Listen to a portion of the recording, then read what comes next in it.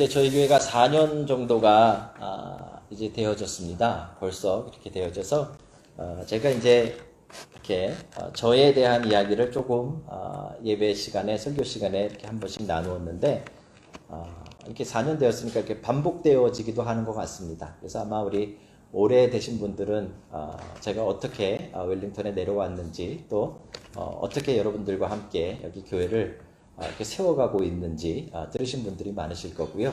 우리 청년들 가운데 특별히 나중에 오신 우리 청년들은 아마 잘 모르는 그런 친구들도 있을 것 같습니다.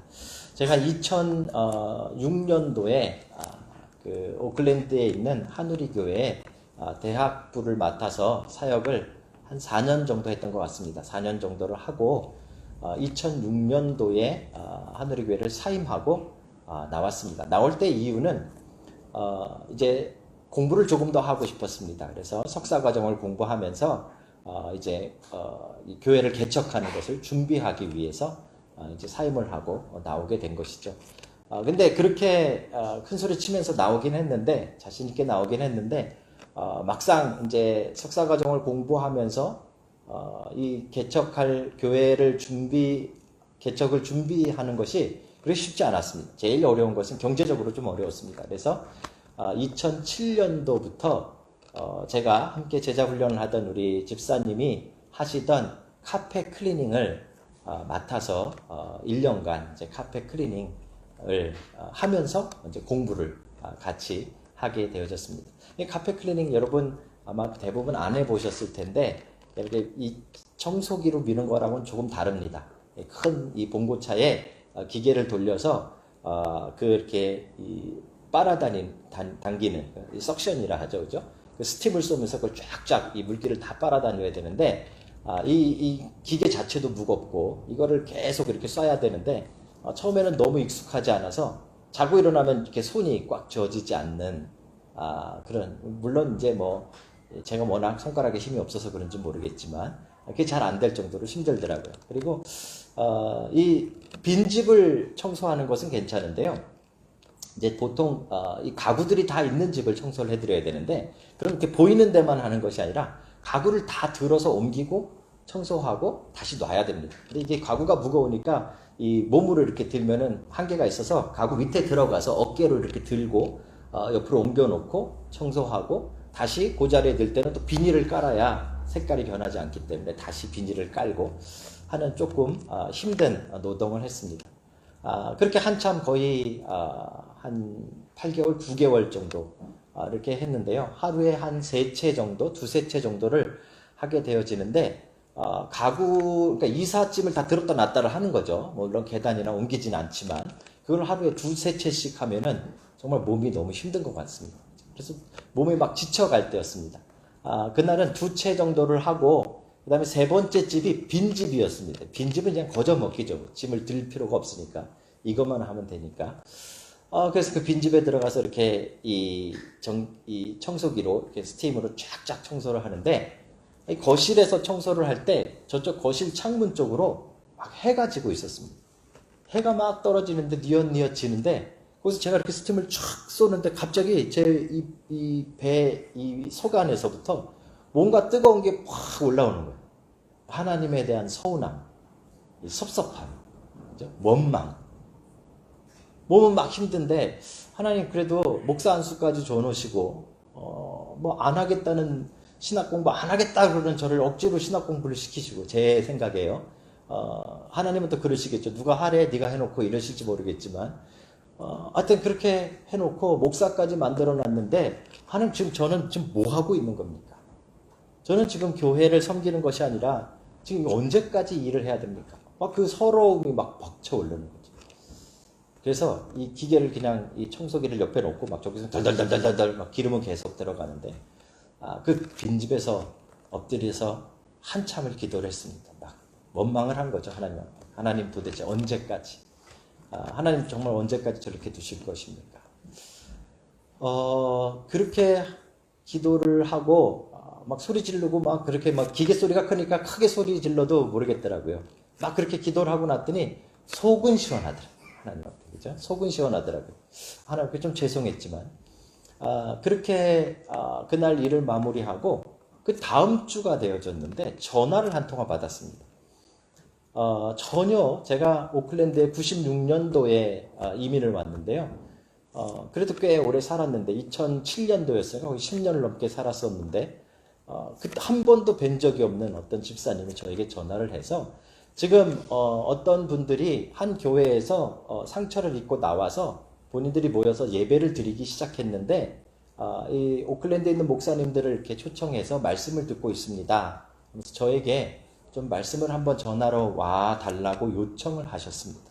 근데 제가 어떻게 제 번호를 아셨는지 뭐 어떻게 했는지도 물어보지도 않고 워낙 그때는 사실 제가 힘들어 있었던 상태이니까 말씀을 전할 곳이 있다면 어디든지 뛰어갈 만한 그런 마음이었던 것 같습니다. 그래서 그분에게 당장 가겠다고 약속을 하고 돌아오는 주간에 말씀을 준비해서 가서 예배를 드렸습니다. 한 건물의 2층에 한 20분 정도가 모여서 뭐 벌써 키보드 치는 분도 계시고 한 20분 계시니까 굉장히 그래도 많이 모여 계신 것이죠.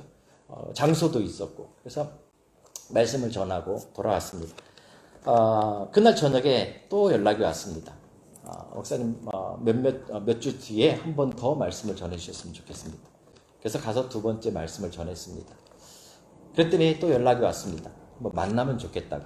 그래서 저에게 전화하신 그 집사님과 함께 만나서 이야기를 나누는데 저한테 이렇게 말씀하시는 거예요. 목사님, 저희가 목사님을 청빙하기를 원합니다. 이렇게 말씀하시더라고요. 물론 감사하고 감격스러웠죠. 근데 제 머릿속에 문득 떠올랐던 것이 그러면 이미 교회가 세워진 거잖아요. 그리고 목사님만 청빙하는 거니까 제가 그분에게 이렇게 여쭸어요. 그러면요 이미 교회가 다 세워진 것입니까? 이렇게 여쭤봤더니 그분이 갑자기 당황한 얼굴을 하시더니 글쎄요 그러더니 답을 못 하시는 거죠. 그때까지만 해도 그분도 교회가 세워진다는 것이 뭔지 몰랐고 저도 교회를 세운다는 것이 뭔지 몰랐던 겁니다. 그래서 우리는 교회를 세우는 것이 도대체 뭔지도 모르면서 지금 교회를 세우겠다고 이야기하고 또 교회를 세운 교회에서 저를 청빙하겠다라고 이야기한 것이죠. 여러분은 교회가 세워진다는 것이 어떤 건지 아십니까? 사람들이 20명 정도 모였으니까 교회가 세워진 것일까요? 정기적으로 모이는 장소가 있고 예배 시간이 있으면 그럼 교회가 세워진 것일까요? 도대체 교회를 세운다라는 말을 성경은 어떤 의미에서 우리에게 하고 있는지 여러분과 제가 이것을 꼭 알아야 됩니다. 그래야 우리가 이 웰링턴 그리스도의 편지 교회를 지금 함께 세워가고 있는 것이 도대체 어떤 의미인지를 성경적으로 찾아볼 수 있는 것이죠. 교회를 세운다라는 것은 이미 세워져 있는데 그냥 제가 등록한다 그런 의미도 아니고요. 어떤 오거나이제이션 단체를 세우는 것도 아니고요. 물론 빌딩을 짓는 것은 더욱더 아닙니다. 도대체 교회를 세우는 것이 무엇입니까? 여러분들과 저는 분명히 이 땅 가운데 교회를 세우는 자로 살아야 되는데 그것이 어떤 것인지 오늘 에베소서의 말씀을 통해서 여러분과 제가 발견해 가기를 주의 이름으로 축복합니다. 자, 교회를 먼저 세운다고 할 때 뭔가를 세우려면 뭐가 제일 필요할까요? 우리 정호철 집사님이 전문가신데 이 집을 지시려면 맨 먼저 뭘 보러 다니셔야 됩니까? 집질 땅을 보러 다니셔야죠. 그렇죠? 사실 성경도 마찬가지 이야기를 합니다. 20절을 한번 같이 보실까요? 여러분 본문의 첫 번째 구절이죠. 함께 같이 읽겠습니다. 시작.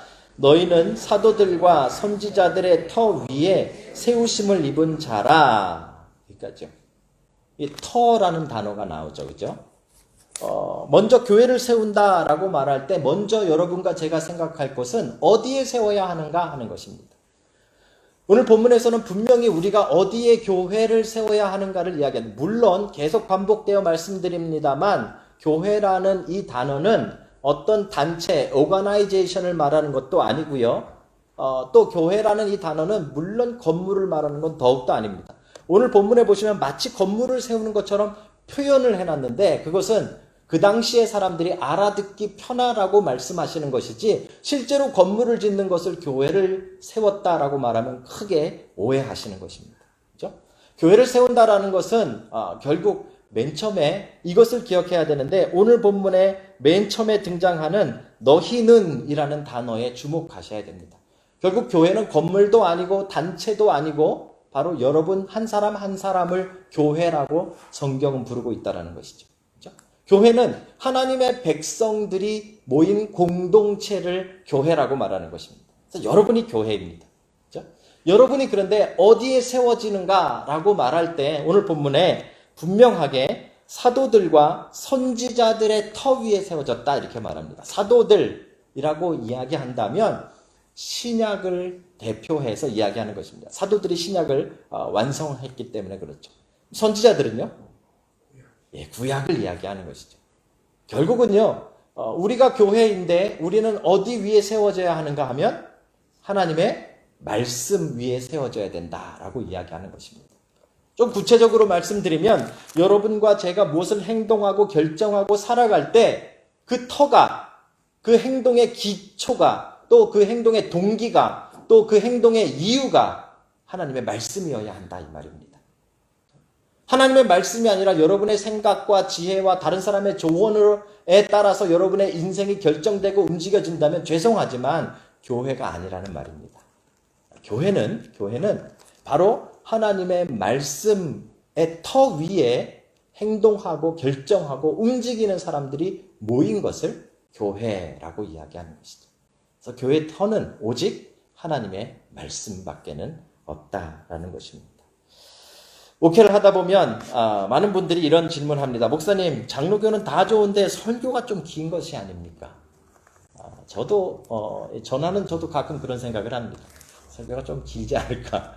우리 성도님들에게 조금 너무 긴 것이 아닌가? 특별히 가끔 피곤해서 주무시는 분들을 볼 때마다 더욱더 그러죠. 이게 너무 긴가? 전하다가도 그래서 대충 뒤에 잘라 먹기도 하고 그렇습니다. 그런데 왜 이렇게 설교를 길게 하면서 예배의 반 이상을 설교에 시간을 할애하는 것일까요? 이것은 종교개혁이 일어나기 전의 예배와 종교개혁이 일어난 후의 예배를 비교해 보시면 분명해집니다.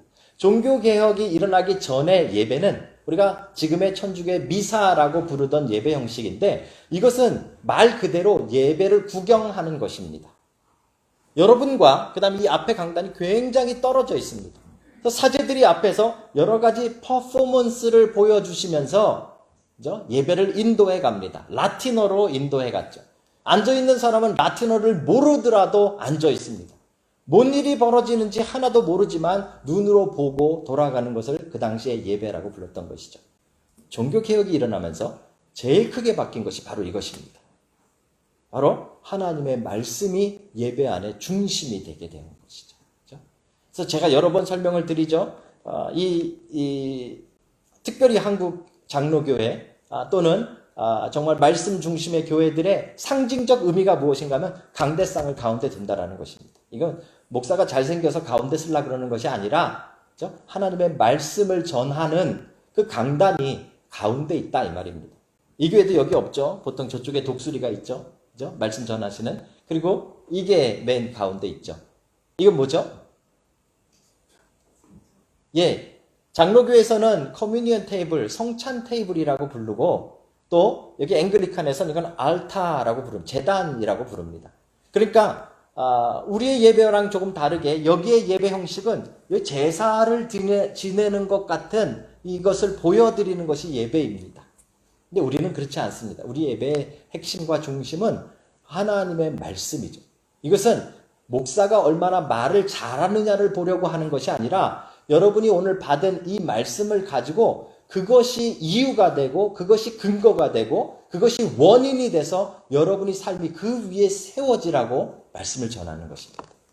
그것을 우리가 오늘 본문대로 한다면 선지자들과 사도들 위에 터 위에 세워진 교회라는 것으로 우리가 이해하는 것이죠.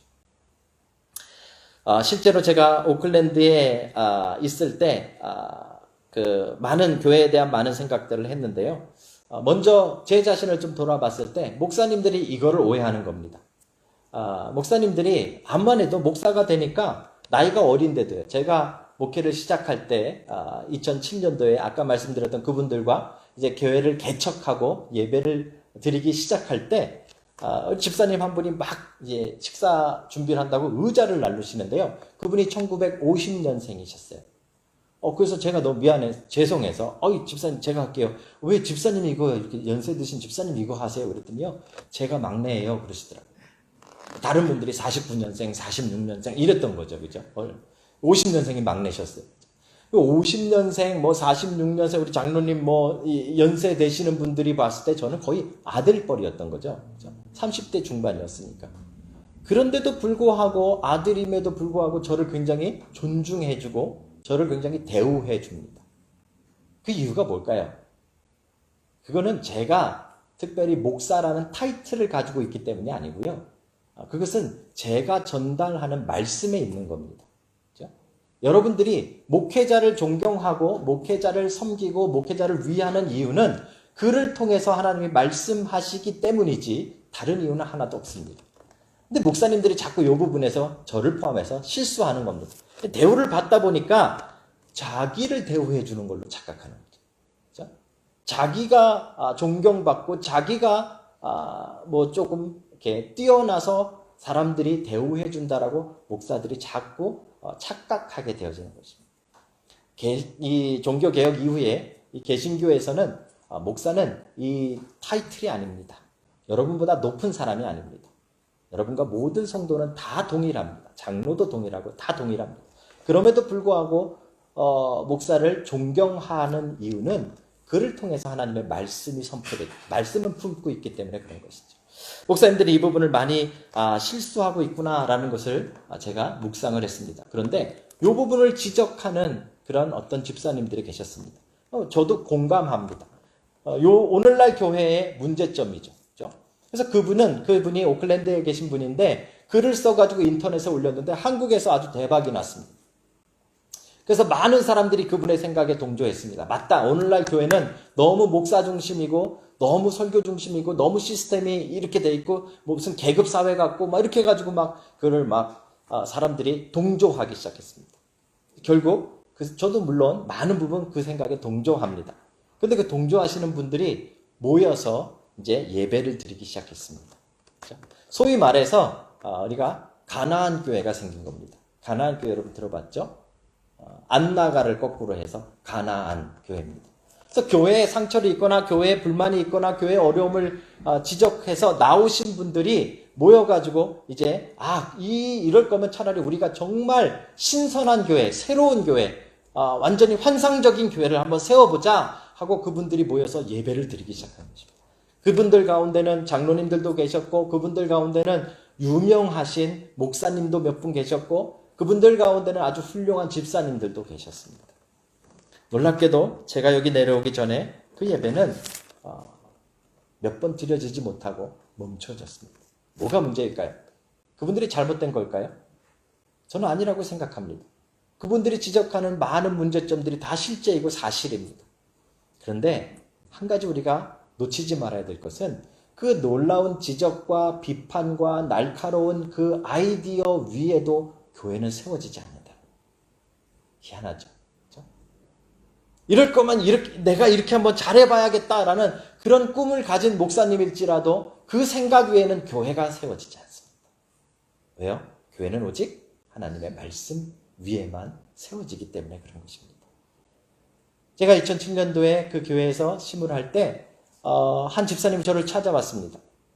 찾아온 이유가 첫 번째 제가 시작하면서 모든 성도님들에게 본인이 원하는 교회의 모습이 무엇인가. 저도 그때까지만 해도 교회를 어떻게 세워야 되고 어떻게 가야 되는지 모르니까 이 성도들의 의견을 모아보자 하고 다 적어내게 했습니다. 그랬더니 별의별 의견이 다 나왔습니다. 좋은 의견들이 많이 나왔습니다.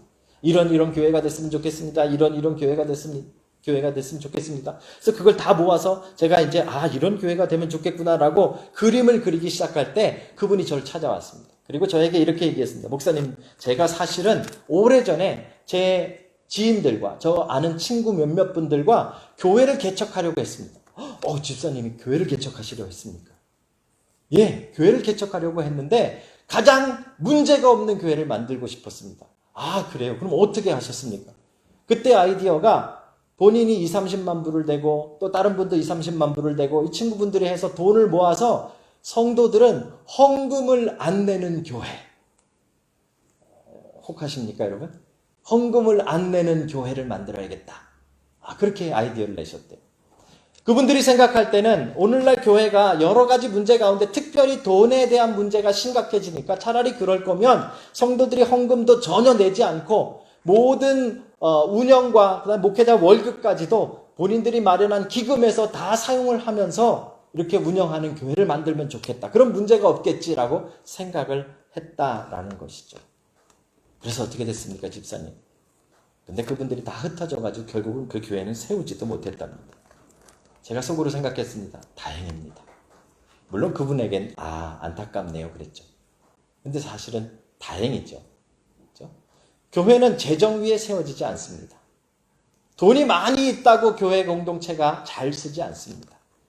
여러분들 경험해 보시면 정말 그렇습니다. 교회는 오늘 말씀대로 한다면 오직 하나님의 말씀 위에만 세워지도록 하나님이 디자인하셨기 때문에 그렇습니다. 사랑하는 성도 여러분, 교회를 세우시렵니까? 그렇다면 여러분들이 하나님의 말씀으로 돌아오셔야 됩니다. 제가 웰링턴에 내려와서 지금 두 번째 개척을 하면서 이렇게 돌아봤습니다. 정말 제대로 세워지고 있는가? 웰링턴 그리스도의 편지교회는 정말로 잘 세워지고 있는가? 제가 생각할 때 좀 아쉬운 점도 있고 장담하기엔 좀 부끄러운 부분도 우리 안에 분명하게 있습니다. 그런데 제가 한 가지 굉장히 기뻐하고 감격하고 있는 저 자신을 하나 발견했습니다. 그거는 청년들 가운데 정말 몇몇 정신 나간 청년들이 시도 때도 없이 12시 반, 1시 새벽에 12시 반, 1시에도 카톡으로 저에게 하나님의 말씀을 읽다가 궁금하다라고 질문을 보내는 겁니다. 새벽 3시에 뭐가 자꾸 울려가지고 핸드폰을 들고 화장실 가서 켜보고 웬 성경 질문을 하나도 아니고 몇 개씩을 그냥 목사님 아브라함은 어쨌어요? 뭐 어쨌어요? 뭐 어쨌어요? 뭐 어쨌어요? 그 질문 가운데는 여러분 죄송합니다. 혹시 질문하셨던 청년들 상처 안 받기를 바랍니다. 엉뚱한 질문도 있고요. 그 질문들 가운데는 이거는 한 번만 더 읽어봐도 알 텐데 하는 질문들도 있습니다. 그런데 그 질문들이 저를 감격하게 합니다. 저 너무 기쁩니다. 왜요? 하루 종일 일하고 밤늦게 들어가서 그 시간에 잠 안 자고 인터넷 안 보고 핸드폰 내려놓고 말씀을 폈다는 말이잖아요. 저는 그게 교회가 세워지는 것이라고 확실하게 믿습니다. 사랑하는 성도 여러분, 교회는 오늘 본문에서 우리에게 어디에 세워야 하는가를 분명하게 이야기합니다. 여러분의 그 똑똑하고 아주 확실한 아이디어 위에 교회는 세워지지 않습니다. 우리의 그 비판적이고 그 날카로운 비판 위에 교회는 세워지지 않습니다. 교회는 오직 하나님의 말씀 위에만 세워집니다. 여러분과 제가 그것을 믿고 그렇게 교회를 세워갈 때 그것이 참된 성경적인 교회로 세워질 줄로 믿습니다. 사랑하는 성도 여러분, 교회를 세우길 원하십니까? 교회를 세우시렵니까? 그렇다면 우리 한 사람 한 사람이 하나님 말씀으로 돌아와야 됩니다. 우리의 행동 하나하나가, 우리의 생각 하나하나가 이것이 정말 말씀대로인지, 이것이 정말 하나님의 뜻대로인지를 다시 한번 묵상하고 생각하고 그 하나님의 말씀이 내 행동의 이유가 되어지고 기초가 되어지고 원인이 되어진다면 그게 정말 교회가 세워지는 하나님의 말씀의 터인 것이죠. 어쩌면 그 놀라운 일이 저는 이 그리스도의 편지교회에 시작되어졌다고 확신합니다. 제가 받는 카톡들이 그렇습니다. 제가 받는 질문들이 그렇습니다. 여러분들 삶에 그 놀라운 질문들과 그 놀라운 관심들과 그 놀라운 은혜들이 넘쳐나시길 주님의 이름으로 축복합니다. 그러면 어떻게 세워야 될까요? 어디에 세워야 되는지 이제 분명히 땅은 봤습니다. 그죠? 땅은 봤으면 이제 어떻게 세워야 될까를 우리가 고민해야 되는데 이 부분은 오늘과 다음 주 두 번에 나눠서 제가 설교하려고 합니다. 다음 주는 조금 더 실질적인 방법이고요. 오늘은 성경이 말하는 세운다라는 의미가 무엇인가를 한번 봤으면 좋겠습니다. 여러분 본문의 21절입니다. 21절을 한번 같이 읽겠습니다. 시작. 그의 안에서 건물마다 서로 연결하여 주 안에서 성전이 되어가고. 자, 성전이라고 표현했지만 건물을 말하는 것이 아닙니다. 여러분이 그리스도의 몸, 하나님이 거하시는 성전입니다. 교회 공동체를 이야기하는 것이죠. 그리고 건물이라고 표현했지만 지금 실제로 건물이 세워지는 것을 말하는 것이 아니라 너희들이라는 에베소 성도들을 의미하는 것이다 라는 이야기를 진작 말씀드렸습니다. 그렇게 본다면 21절에서는 두 가지의 문제를 우리가 해결해야 됩니다. 하나는 그의 안에서 라는 부분과 또 하나는 서로 연결하여 라는 부분입니다. 이게 실질적으로 교회를 세운다 라는 말의 의미입니다. 교회를 세운다 라는 말은 그의 안에서 연결하여진다 라는 말입니다. 그의 안에서 그가 누구입니까?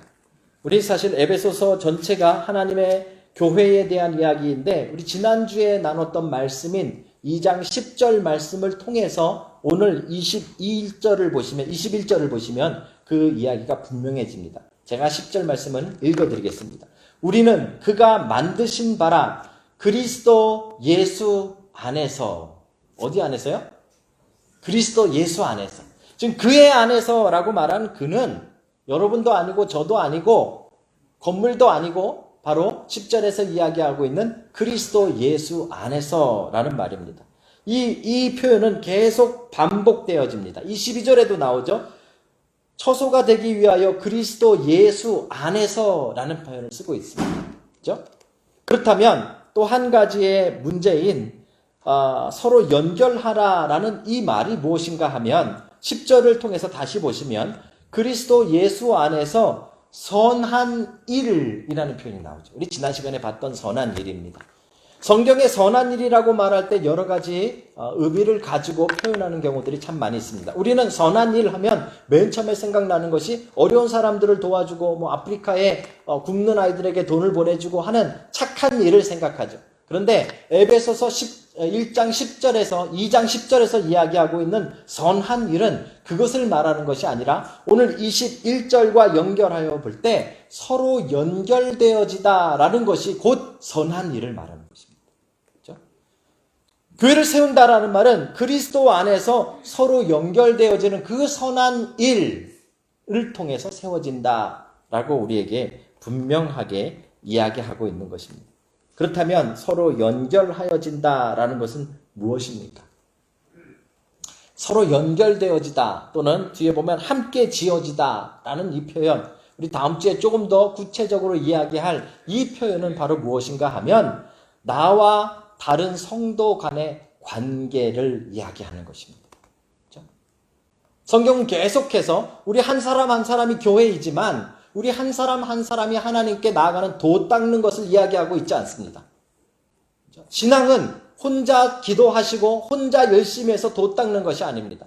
신앙이란 교회를 세워가는 것입니다. 신앙이란 교회를 세워간다라고 표현했는데 그것은 곧 나와 다른 사람과의 담이 허물어지고 나와 다른 사람 간의 관계가 하나가 되어짐을 이야기하고 있는 것입니다.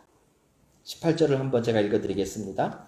이는 그로 말미암아 우리 둘이 한 성령 안에서 아버지께 나아감을 얻게 하려 하심이라. 우리 둘이 누구일까요? 예수님과 저일까요? 저일까요? 아닙니다. 그리스도 아니라 그랬으니까 예수님이 아니라 그리스도 안에 있는 나와 다른 사람, 나와 호창이, 나와 우리 창원이, 이 나와 다른 사람이 한 몸이 되어서 하나가 되어서 아버지께 나아감을 얻게 하려 함이라. 이게 교회라는 말입니다. 그렇죠? 교회를 세운다라는 말은 선한 일을 하는 것인데 이게 우리 인생의 목적이고 방향이라 그랬는데 에베소에서 말하는 선한 일은 다른 사람과의 관계가 회복되어지는 것을 의미합니다.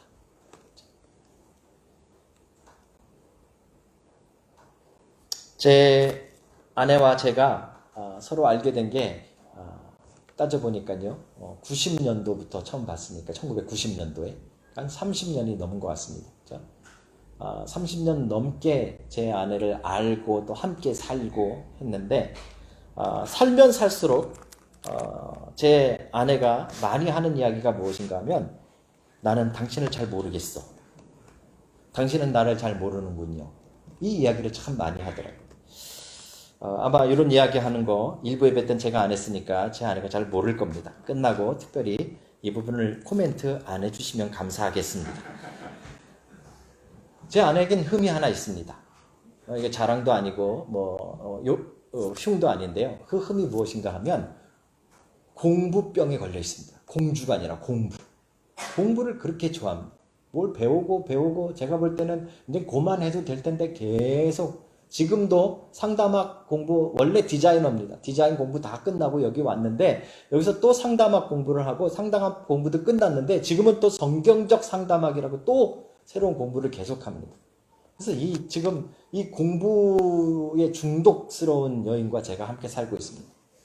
오래전에 한참 상담학 공부를 할 때 공부하니까 저에 대해서 관심을 좀 끊더라고요. 공부에만 열중해서. 그래서 제가 그냥 이렇게 지나가면서 얼마나 열심히 하나만 이렇게 보는 거죠. 근데 자기 침대 위에, 같은 침대지만, 침대 위에 자기가 보던 책을 하나 이렇게 놔두고 갔는데, 제가 책을 봤는데요. 책 제목이 기가 막혔습니다. 나도 다른 남자와 살고 싶다. 가슴이 콩캉콩캉 뛰기 시작했어요. 드디어 올 것이 왔구나. 나도 다른 남자와 살고 싶구나. 이게 도대체 뭔가. 다행히도 나중에 물어보니까 이게 상담학에 관련된 책인데 이거는 남자를 바꾸겠다는 이야기는 아니고 지금 그 남자가 다른 남자처럼 바뀌었으면 하는, 지금 그 남자를 바꿔서 다른 남자로 만들어 함께 살겠다 이런 내용의 책이었던 것이죠. 그죠? 그리고 나니까 이제 제 아내가 많이 했던 이야기, 나는 당신을 잘 몰라, 당신은 나를 잘 몰라 했던 이야기가 조금 이해가 되어지는 것이죠. 우리 어른들은 아마 다 아실 텐데 내가 이 여자를 정말 사랑하고 잘 아는 것 같아가지고 결혼을 했는데 결혼하고 나니까 이 여자가 그 여자였나 싶을 정도의 다른 점을 발견합니다. 저는 그게 신혼 초 한 3년이면 다 해결되는 줄 알았습니다. 지금 30년이 다 돼가는데 아직도 새로운 모습, 아직도 제가 모르는 모습을 정말 가지고 있는 이 신기한 걸 이걸 누구에게 뭐라고 말하겠습니까? 그죠? 그런데 그게 꼭 부부만에만 그런 건 아니라는 거죠. 그죠? 모든 관계에 다 그렇습니다. 모든 관계가 죄로 인해서 인간의 관계들이 깨어졌다는 사실을 우리는 너무 간과해버립니다. 여러분과 지금 제일 친한 친구, 죄송하지만 그래도 남입니다. 그렇죠? 여러분이 아주 잘한다라고 생각하고 내가 이 친구를 위해서는 내 걸 다 희생해도 괜찮겠다라고 생각하지만 어느 순간인가 내가 아니구나를 여러분 발견하게 되실 것입니다. 그게 인생입니다. 그렇죠? 많은 사람들이 직장 생활하다가 힘들다고 직장을 나옵니다. 물어봅니다. 왜 나오게 됐습니까? 이게 힘들고요, 이게 힘들고요, 저게 힘들고요. 결국은 답은 하나입니다. 뭐가 힘든 거냐면 관계가 힘든 겁니다. 그렇죠? 가정에 여러 가지 문제가 있다 그래서 들어보면요. 자녀가 어떻고 뭐가 어떻고 막 이야기합니다. 그래서 경제적으로 어떻고 나중에 따지고 보면요. 돈도 문제가 아닙니다. 자녀가 속썩이는 것도 사실은 문제가 아닙니다. 실제로는요. 부모와 자녀 간의 관계가 문제입니다. 그렇죠? 교회는 어떨까요? 여러분 교회를 우리는 자주 옮깁니다. 자주는 아니더라도 한 번씩 옮기게 되어집니다. 물론 여러분처럼 오클랜드나 크라이처치나 장소를 옮기게 되므로 공동체를 옮기는 경우는 예외하고 우리가 공동체를 옮길 때 제일 힘든 점은 바로 이 관계에 있습니다. 그렇죠? 그런 면에서 오늘 말씀을 우리가 본다면 오늘 말씀은 정말 중요한 말씀입니다. 교회를 세운다라는 건 다른 것이 아닙니다. 교회를 세운다라는 것은 단체를 등록하는 것도 아니고 여러분과 제가 열심히 선교해가지고 어떻게 크게 뭘 만들어내는 것도 사실은 아닙니다. 선교도 해야 되고 예배도 드려야 되고 봉사도 해야 되고 여러 가지 일도 해야 되지만 진짜 여러분과 제가 해야 되는 선한 일 한 가지는 무엇인가 하면 내 안에 담이 허물어지고 다른 사람을 용납해서 그 사람과 내가 하나가 되어 함께 하나님 앞에 나아가는 것이 바로 교회를 세우는 것입니다. 이것은 한 번에 끝나는 일이 아닙니다. 그래서 오늘 본문에도 지어져 가느니라, 세워져 가느니라 라는 건축되어지는 과정으로 설명하고 있는 것이죠. 우리는 교회를 세운다라는 말을 한 번에 딱 끝나는 말로 이해하시면 절대로 안 됩니다. 우리가 4년 되었지만 앞으로 10년, 20년, 30년, 50년, 100년 만약에 그리스도의 편지교회가 계속되어지면 될수록 그 속에서 여러분과 제가 해야 되는 선한 일 한 가지는 무엇인가 하면 나와 다른 사람을 발견하고 내 안에 담을 허물고 내가 그 사람을 받아들이고 하나가 되는 일이다. 이건 그냥 옆에 사람들과 친하게 지내라는 이야기를 하는 것이 아닙니다. 여러분 오해하시면 곤란합니다. 이게 교회를 세우는 것입니다. 이게 우리의 삶의 목적이고 우리를 이 땅에 교회로 두신 하나님의 의미가 그 안에 있는 것입니다. 결국 여러분과 제가 하는 일은 무엇인가 하면 죽을 때까지 나와 다른 내 남편을, 나와 다른 내 아내를, 나와 다른 내 자녀를, 나와 다른 내 형제를, 나와 다른 내 자매를 포용하고 하나가 되어지는 것이죠. 그것이 바로 교회를 세운다라는 하나님의 말씀입니다. 이런 설교 정말 하기가 힘들다는 거 여러분 아십니까? 왜 힘드냐면 저도 이 말씀에 걸리기 때문에 그렇습니다. 이 말씀을 준비하면서 저도 가만히 묵상해 봤습니다. 나는 잘 세웠는가? 제가 늘 자랑처럼, 어떻게 보면 자랑처럼 들리실 텐데 오클랜드에서 10년 담임 목회하다가 그래도 여기 내려왔는데 10년 잘했을까요? 죄송합니다. 교회는 잘 세워지고 겉으로 볼 때요 많은 사람들이 예배드리고 또 여러 좋은 일들도 많이 하고 엄청난 선교도 하고 그 작은 교회로서 정말 엄청난 일들을 했습니다. 그런데 많은 실패들이 있었습니다. 어떤 실패요? 관계의 실패들. 저 자신이 포함돼 목사인 저 자신과 연관되어진 많은 관계의 어려움들이 있었다는 말이죠. 교회를 제대로 세우지 못한 겁니다. 이 말의 의미를 잘 알지 못했기 때문에 그런 것이죠. 그렇게 힘든 말씀임에도 저 자신이 걸림에도 제가 이 말씀을 여러분들에게 전해야 하는 유일한 이유는 뼈를 깎는 것 같이 아프면서도 이 말씀을 여러분들에게 전달해야만 하는 부득이한 이유는 오늘 말씀이 우리에게 그것을 요구하기 때문에 그렇습니다. 사랑하는 성도 여러분, 교회를 세우기를 원하십니까? 그렇다면 우리 안에 담을 허무셔야 됩니다. 우리 안에 담을 허물고 나와 다른 사람을 포용하셔야 됩니다. 오늘 18절에 이렇게 이야기합니다. 그는 우리의 화평이신지라 둘로 하나를 만드사 원수된 것 곧 중간에 막힌 담을 자기 육체로 허무시고. 그게 그리스도께서 하신 일입니다. 그리스도께서 교회를 세우신 방법이 자신의 육체로 나와 다른 사람 사이에 있던 담을 허무신 것이라는 말입니다. 그게 바로 교회를 세우는 것입니다. 저는 여러분들을 통해서 그리스도의 편지 교회가 온전하게 세워지기를 주의 이름으로 축복합니다. 아니, 제 자신도 포함해서, 저 자신도 포함해서 우리가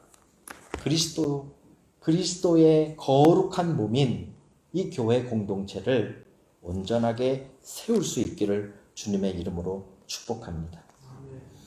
오늘 우리는 교회를 세운다라는 말씀을 보았습니다. 어디에 세운다고요? 하나님의 말씀 위에. 다른 터는 아무것도 없습니다. 여러분, 경제 위에, 돈 위에 못 세웁니다. 여러분과 제가 가지고 있는 그 좋은 아이디어 위에 못 세웁니다. 여러분과 제가 가지고 있는 뜨거운 열정 못 세웁니다. 경험 못 세웁니다. 지식 못 세웁니다. 하나님의 교회는 오직 하나님의 말씀 위에만 세워집니다. 그 말씀을 따라 여러분의 행동이 결정되고 움직이는 하나님의 참된 교회가 되시길 주의 이름으로 축복합니다. 어떻게 세운다고요? 우리가 해야 할 선한 일 한 가지, 교회를 세우는데 우리가 쓰임받는 유일한 방법은 여러분 안에 있는 담을 허무는 것입니다. 아니, 이미 그리스도께서 허무셨습니다. 그것을 발견하는 것이죠. 그래서 다른 이들을 용납하고 사랑하고 화해하고 화평하고, 그것이 교회를 세우는 하나님이 말씀하시는 에베소서가 우리에게 가르쳐 주시는 유일한 길임을 발견하시고 그 말씀에 순종하는 여러분과 제가 되기를 주의 이름으로 축복합니다.